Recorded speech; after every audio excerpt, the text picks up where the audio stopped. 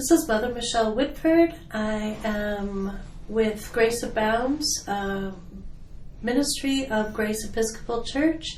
I'm here again with Sister Barbara Jean of Anamchara Fellowship, and she has written a book called Convents, Jails, and Other Tales. And we've been talking about developing your spiritual language, and today we're going to talk about schools.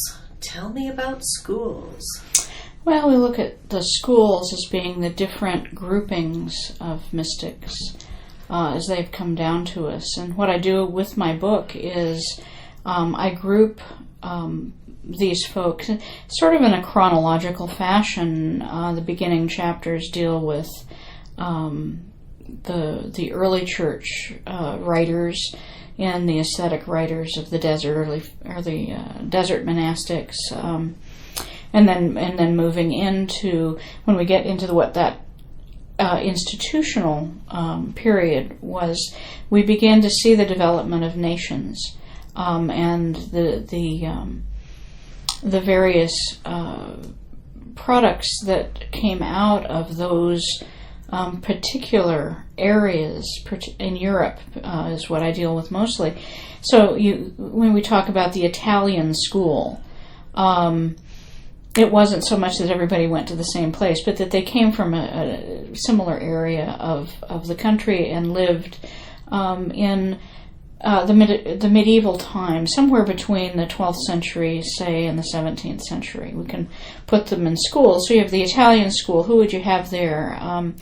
Dante, Catherine of Siena, Catherine of Genoa, Jacopone da Todi. I love him because I always called him Jack the Toad. He was a Franciscan. You have the Spanish school would be a later school of particularly the Carmelites, but not only the Carmelites. But you have Teresa of Avila, John of the Cross, Ramon Lull. I've spoken of them before. But you have somebody like Ignatius Loyola, Francisco de Osuna, Luis de Leon. All they come from Spain. The French school. I love the 17th century French school.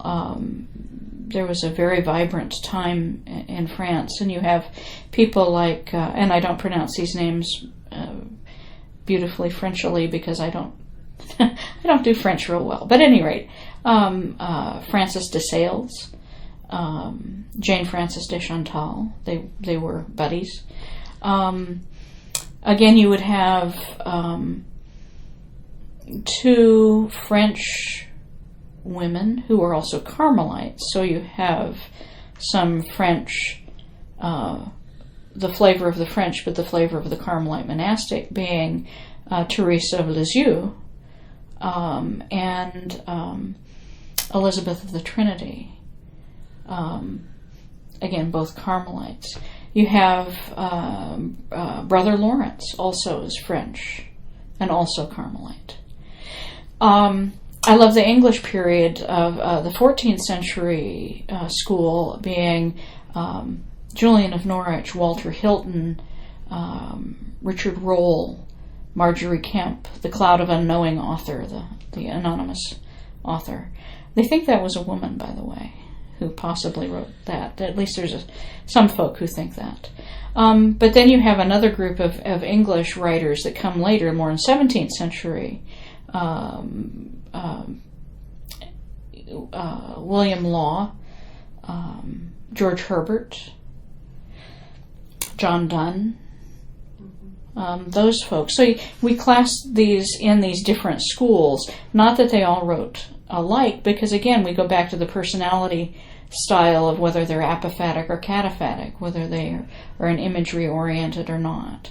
But we put them in schools. Oh, another of my favorites is the Victorine School, which is French, but they're like Richard of St. Victor, so it was a monastery. Richard of St. Victor was actually from Scotland, but he joined this monastery in France. Hugh of St. Victor, and Adam. Adam is less well known. But Richard and Hugh wrote a lot. And then we have the Rhineland School, Around 12th, 13th century, you've got, we spoke of Meister Eckhart, but you also have Johannes Thaler. You have some of the really famous women of, Hildegard of Bingen is early on there, but you also have like Matilda of Magdeburg, Gertrude the Great. And then the lowlands, you have a little later on, you have the Beguines. And they're kind of fun because they were also labeled as heretics, and the church tried to get rid of them. It's a wonderful women's movement during this time when men were either dying in war, and so the women had to fend for themselves. They didn't want to join convents, but they banded together in a loosely formed community, and it's where cottage industry of Belgian lace comes from. Really? Yeah. There's so much rich history and the life of these people that needs to be taken into account, and not just what was happening in the church at the time. And in fact, a lot of the times these mystics tend to be more on the periphery of what's going on in the church, because they're experiencing God in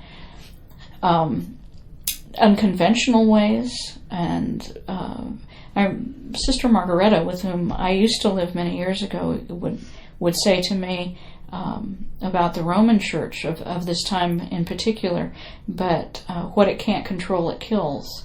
And so a lot of these folk burned at the stake. Marguerite Porete was one of who wrote beautifully of her experience of God. But the problem with the mystics is, as Alan Jones, the former dean of the Cathedral at Grace Church in I say Grace-Sheboygan, Grace San Francisco, said that the church really only likes dead mystics, because live mystics you can't control. So you have all of these different authors who speak in their own understanding of their own experience of God, but they also speak out of the context of where they live, of the time period they're living, what's going on in the history in which they're kind of immersed, and they tend to, as I say, live on the periphery of what the church is trying to maintain and manage, control. Keep crowd control going on. Mm-hmm. And then you have Marjorie Kemp is a wonderful example of this. She used to have these ecstatic visions where she saw herself as the midwife when Mary is giving birth to Jesus. Now she's a 14th century English woman who was married and had 14 children, and she got to a point where she said to her husband, "We're not going to do this anymore. You can go off and live the way you want to, but I'm going to start going on pilgrimage. I want to go to the Holy Land." But she'd have these ecstatic utterances, and in fact, when she would travel with these different pilgrim groups, they try to ditch her because she'd go into these really kind of fun, ecstatic things. She'd cry a lot. And she'd have supposedly these visions and whatnot. She did actually meet with Julian of Norwich, because Julian was known as this marvelous kind of spiritual director. He'd go for ghostly counsel, and Marjorie went to visit her at one time. So they're contemporaries. Mm-hmm. Julian is noted as being the first woman to write extensively in English. Mm-hmm. The others wrote in other languages, their own languages, rather than. Well, in the beginnings of these times, it's all in Latin. Mm-hmm. But then, as you see the rise of these individual states, and preaching and teaching in the vernacular was really looked down upon. Mm-hmm. Meister Eckhart got in a lot of trouble for that because he would preach in German rather than in Latin. Mm-hmm. And again, the church didn't like it that everybody could understand, because they wanted to keep control on what was being said and how it was being interpreted. So, even in England, when you have people like Tyndale and Wycliffe, who were wanting to translate the Bible into the common language, their common language being English, mm-hmm. They were persecuted. Right. Yeah. So, you see kind of God likes to function on the outside of the machine of the institution of the church. And here we have your husband coming in. He's home. He's home early. What else about these schools of thought? The different schools emphasize different aspects of the spiritual life. They focus on, again, what is being raised up at a time that usually the things that are raised up are what is sort of lacking in the church. And I remember in my own growth period as a young Christian, it was during the Jesus Freak movement of the 70s, but in the whole Holy Spirit movement that came in at that time. Because the Holy Spirit's always been around, we know that, but it had kind of taken a back seat for a long time in the church. And then you have Dennis Bennett and all of that movement, the Holy Spirit movement of the early 70s, late 60s, early 70s.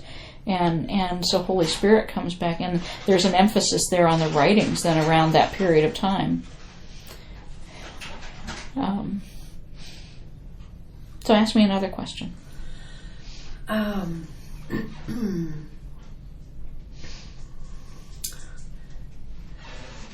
Distracted. So your son will fix it. Yeah. This is 10, 11 minutes.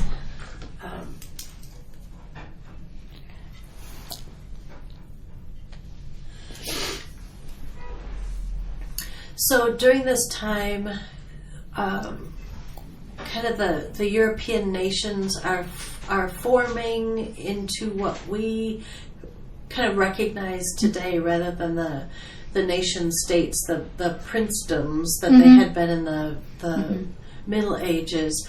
How does that then relate to the religious orders that came about, and when did they come in, and are they specifically geographic, or were they much more spiritually oriented and traveled that way? That's a fascinating question. I'm really not sure how to answer it. When you have the rise of monasticism in the 5th century with Benedict, and he was sort of the going monastic idea at the time in Western Europe. I mean, he really began to populate a lot of the countries, a lot of the areas, and into England and Germany and France. But he's not the only one who was doing monasticism. Augustine, before him, had the formation of community with his emphasis on friendship. Benedict's emphasis was on order. The Franciscans didn't come in until like the 12th century, or is it 13th? I don't remember Francis's exact dates, but you have the Mendicant orders coming in after these established orders, the Dominicans, and each, Dominican is actually an Augustinian. They take their rule from what has come before. So the Dominicans didn't write their own rule. They just took a rule that was already established and put their particular mark on it. And some were missionary minded, so they went to new places and set up their monasteries. So you have those very different flavors that are really populating all of Europe at the time, and then eventually, certainly when you have, I'm thinking how the Spanish came over to the New World, South America, Central America, North America.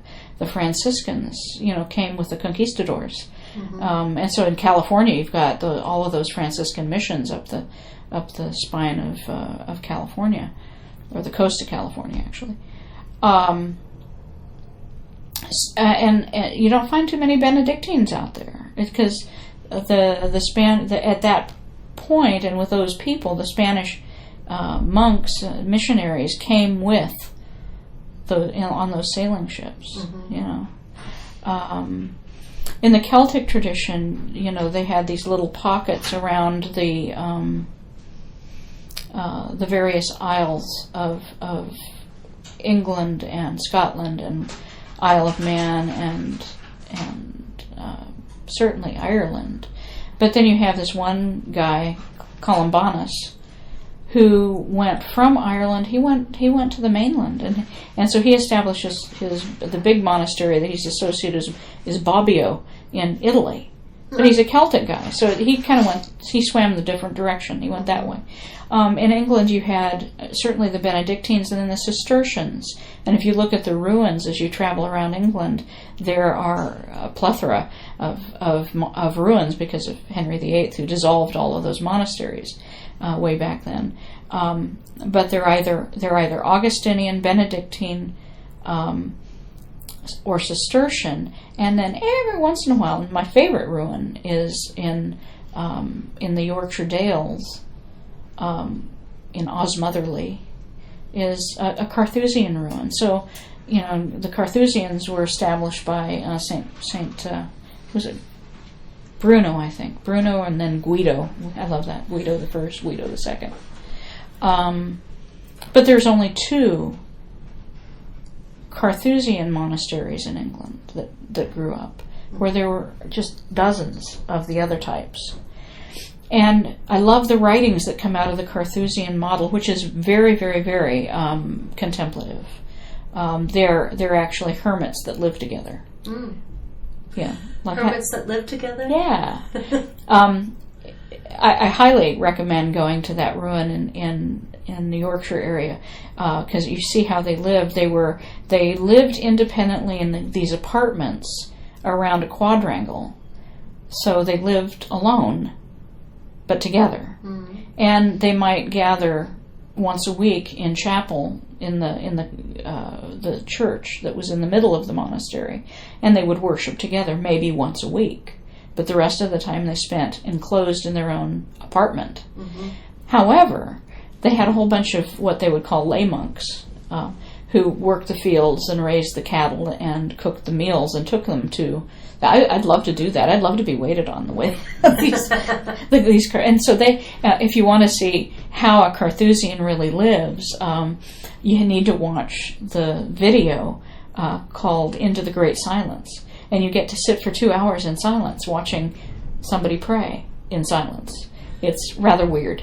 But it's a great experience if you want to know what it's like. And that has been shot not in England but at the Grand Chartreuse. I believe it's in the Alps area. I don't remember whether it's France or Switzerland or someplace around there, or the Italian Alps. I'm not sure exactly where the Grand Chartreuse is. But again, the writings that come out of those different traditions sound very different, emphasize different aspects of spiritual life. And so do Augustinians and Benedictines and Cistercians, are their writings similar of themselves, or do some Cistercians sound like Benedictines? And well, actually, Cistercians are a derivative of the Benedictine tradition, so it's like they just go deeper. They are... Well, and one of the most famous Cistercians is Thomas Merton. Okay. And so his writings, he's an American. Well, he wasn't really an American. He was born elsewhere, but he came here and he lived in America. And he expressed himself, I think, like an American, a 20th century man. But a Cistercian style of spirituality takes a Benedictine approach and amplifies it, in my opinion, of how that works. Mm-hmm. So typically do all Benedictines do they have the same spiritual language? I think predominantly, because a lot of what you're going to get out of the monastic styles of writing have to do with reflections on the rule of life that they're living. So when you're reading Benedictine writers, they focus on the rule of Benedict and the aspects of the rule and how that's to be lived out. Another Cistercian that I want to say writes similarly, and yet with their own voice, with their own, they each have their own writing voice. Three that you can compare. Basil Pennington, who writes about centering prayer. Thomas Keating, who is also Cistercian, who's almost like the father of centering prayer. They don't write the same, and yet there is a similarity. And then Thomas Merton. All three of them are Cistercian. Trappist, which is a more specific form of Cistercianism, and they're Americans. So they write with in an American style, rather than in, say, a French style that's been translated then into English. And so that's another thing that you kind of look at as you're reading these people of who's translating them. There is a woman current that you can find some classes that she's teaching. You can find her meditations actually online. Mirabai Starr, interesting woman, and she has retranslated John of the Cross and Teresa of Avila and Julian of Norwich. So you can maybe you've read one of these books by one of these authors, but if you then do Mirabai's translation of those authors, you get it's almost like a different translation of the Bible. If you read an NIV as opposed to a King James, you're reading the same words, but you're reading it. They're not exactly the same. There's a different flavor that comes through in that writing. So through the ages, these very traditional orders have crossed then geographic lines and ages. How do the writings compare and go away? Do they go away? Do they reform in different places? No, they're we talked about before. They're the bricks that they're foundational to traditions. You want all of the bricks. Now, how do you get all of those bricks? How does any one person? Well, the best library that you could possibly find that brings these very writings from the ancient days, the first few centuries of the Church, up to present day, has been published by Paulist Press, and it's the Classics of Western Spirituality series. So you can get the sermons of Meister Eckhart, you can get the treatises of Francisco de Osuna or Luis de Leon, people you possibly never even heard of before. In my estimation, if you were to get all of those books, and there are over 100 that have been published, yes, I've got 98 of them in my library at the Resource Center. And I have about 15 or 20 of them in my own personal library at home that don't duplicate what I've got at the Resource Center. Wow. Paulist Press did an amazing thing. But if you were to take all of those books and simply read the introduction to every volume, you would have the most well-rounded education in spirituality. It would be a daunting task, however. But it's one so what I would say to a person who's wanting to delve into something is you start with a biography. Who is this person? And then maybe read someone else who is writing about the person and explaining who they are, where they come from, what their writing is about. And then you dive in and read the person's writings themselves. So, for an example, you find a biography of, say, let's take Meister Eckhart, for example, and read who is this guy, what period did he live, what did he do, And then you might pick up somebody like Cyprian Smith, who wrote about Meister Eckhart. And that's a nice little thin, lovely little book. And then once you've read that, then you can delve in and maybe read the sermons of Eckhart himself. Mm-hmm. That's my recommendation on how you go about doing that. And I recommend it simply because I have found that works best with the people with whom I've had the privilege to work with.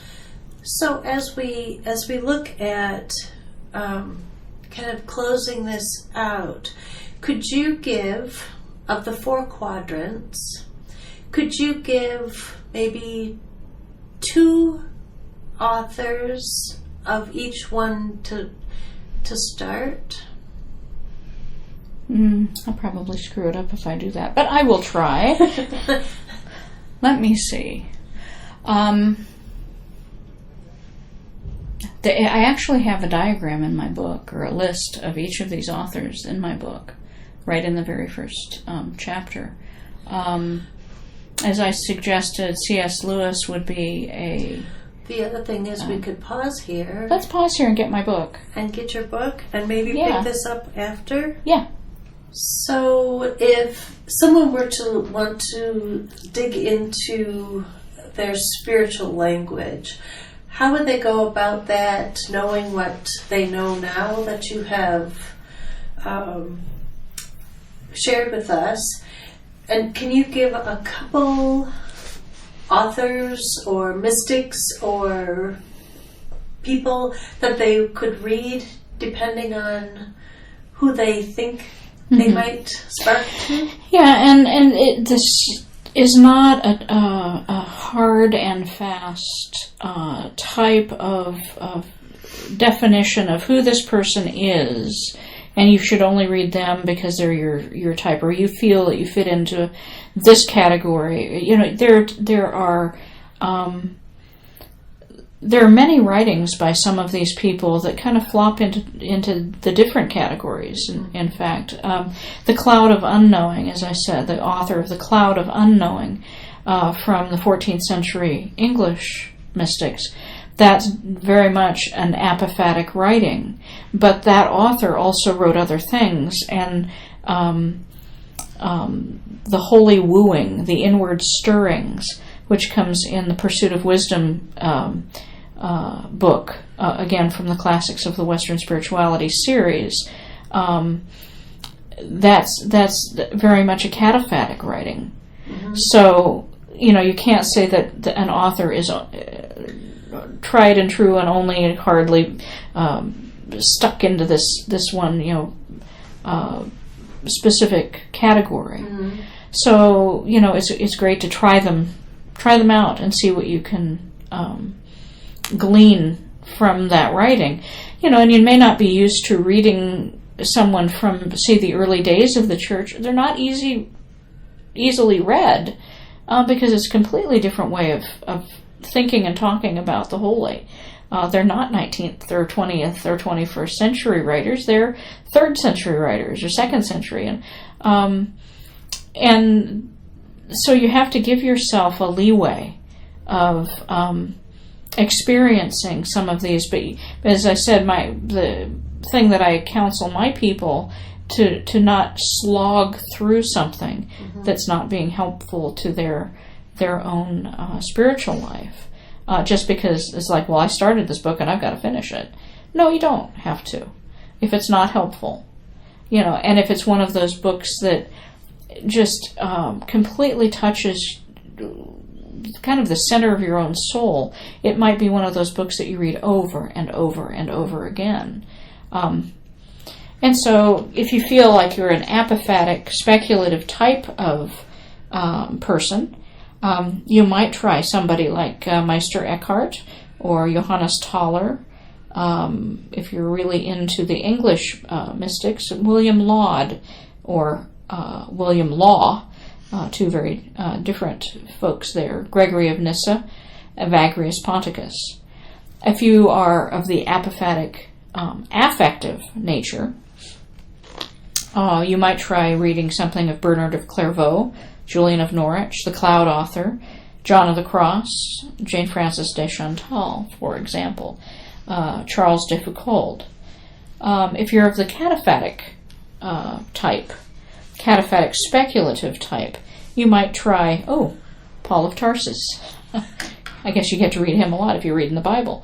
But also you might try somebody like John Scotus Erugena, or Walter Hilton, or Catherine of Genoa, Teresa of Avila, John Keble, John Henry Newman, Edward Bouverie Pusey, who should be known to people, particularly Fond du Lac, because he was one that Bishop Grafton was very much enamored of himself. And for the cataphatic affective, which is what I am predominantly, the folk we have to choose from are George Herbert, Jean-Pierre de Caussade, Brother Lawrence, Ramon Lull, Richard Rolle, Gertrude the Great, Matilda of Magdeburg, Elizabeth of the Trinity, Mother Teresa of Calcutta. I mean, she's one of the more contemporary ones. Richard Rohr, Madeleine L'Engle. Those are some of the authors that I put that are contemporary ones. And some people may read these folk and say, "Wow, I thought this was an apophatic person, but there's an awful lot of imagery there." And I find that true in John of the Cross. Like, how can he talk without using images? Mm-hmm. Even to say that the climbing of the ascent of Mount Carmel, that you go and you go nothing, nothing, nothing, and when you get to the top, it's nothing. He's still using imagery, because you kind of have to when you're using a language, speaking in a language. But it's kind of how that's all put together and how it's all nuanced, of whether he's speaking about taking on that image and using the image to draw you closer, or getting rid of, not using the image as an idol. Mm-hmm.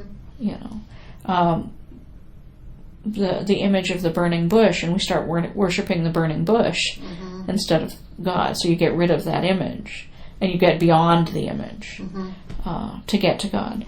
But one place, if you want to try out some of these crazy named people, and you don't have the ability to purchase particularly, or have a library close at hand that has some of these classics of Western spirituality, you can go online to the Christian Classics Ethereal Library, and the URL for that is www.ccel.org, and you can actually download some of these writings, and they have them listed alphabetically, of many of these spiritual writers, and experience them that way without having to spend a penny. That's good news. Yes, it's very good news. But, of course, what I want people to do is to get on Amazon and buy my book. That is correct. And again, the book is Convents, Jails, and Other Tales by Sister B.J. Brown is how it's written on the cover. Anything else you'd like to add? Well, just by way of advertisement, I would love to say that I'm available for those who would like to bring me into their group, into their church, into their diocese, to do a seminar on this, or a retreat.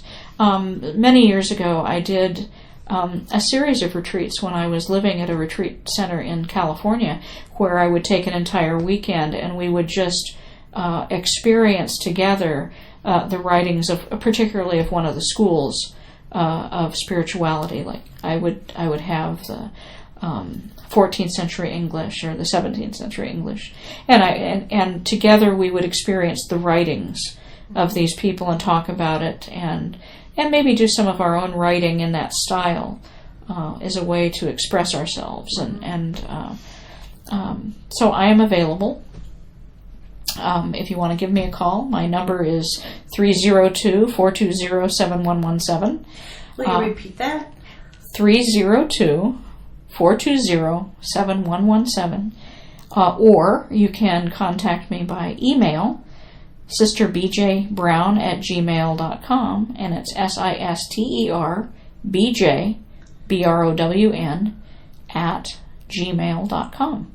And I've traveled all over the country and out of this country doing these sorts of retreats, quiet days,